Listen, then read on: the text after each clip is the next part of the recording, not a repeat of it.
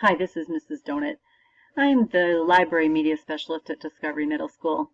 Today I'll be showing you how to access the Learning Portal from home and showing you some of the resources that are available. First, type in on your internet browser the Fargo Public Schools web address, www.fargo.k12.nd.us. Once there, you'll get to the Fargo Public Schools homepage.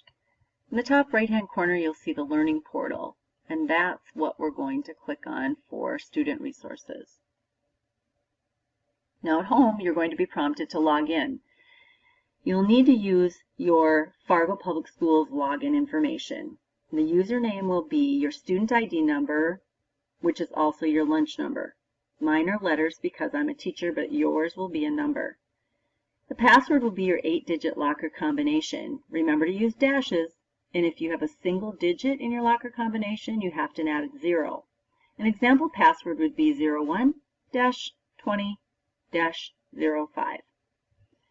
Once typed in, go ahead and log in. And you will know you're logged in because in the top left-hand corner, you'll see your name. Some of the resources that are really important in the Learning Portal. First of all, there's PowerSchool, and by clicking on the student, grades can be checked. Now you're going to type in your Fargo Public Schools account information again here. Username would be your ID number, which is also your lunch number. Your password will be your 8-digit locker combination, and you click Sign In. Going back to the resources, on the right-hand side, you'll find the daily planner. And by typing in the date, students can see exactly what happened in class and the assignments that are due by doing a find. Right below are your Google Apps. Students can access their Google Drive, their Gmail, Google Classroom, Google Docs, and what will happen here if an app is clicked on at home and the student isn't signed in, Google will prompt him or her to sign in. I've already signed in on this computer, so it's recognizing my username. Now we have to use our Google account, which is our student ID number at fargoschools.org, which is also a student's Gmail address, and then the 8-digit locker combination. So it's a little different than the Fargo Public Schools login. This is the Google login. And once you sign in, you'll know you've signed in because in the top right-hand corner, you'll see your first initial, and you'll know that's your information. Clicking on the squares gives you access to the apps. Online textbooks is another resource in the Learning Portal that many students will utilize, and by clicking on that link, students will have access to a list of subjects that have online textbooks. By clicking on any subject, and I'll click on Social Studies, students will have the opportunity to pick their grade and the chapter that they are supposed to read. Now this textbook uses a Google to allow students to access the information, so there aren't any other passwords if the student is already signed into Google. There will be some passwords for online textbooks, and most often those passwords will either be written, I see under grade 8, there's a username and a password right underneath there. Either they'll be listed here, or the teacher will have that password. Going back to the Learning Portal dashboard, the last item I'd like to draw your attention to are the middle level resources, or the middle school resources right here in the middle.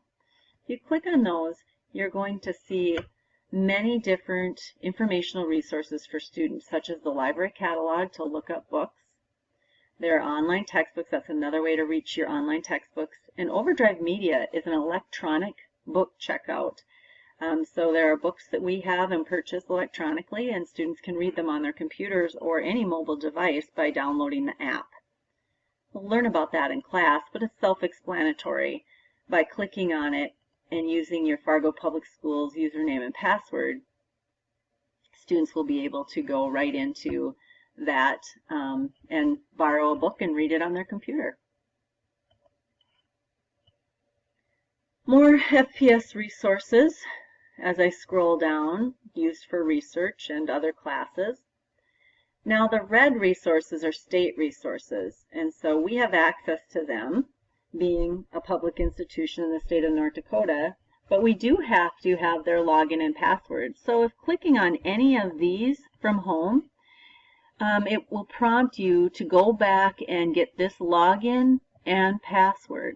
So if I click on Britannica, I'm asked to copy and paste that login information, and I had already done that on this computer, so it shows, but I would just highlight it and copy it, go back to the login, paste it, and type in the password, which was Fargo, and then I would log in and I would get into Britannica.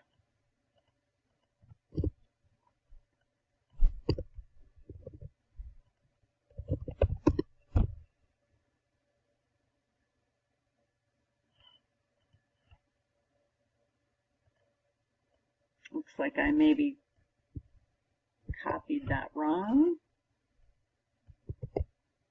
There, I had an extra space in there. And now I'm into Britannica from home.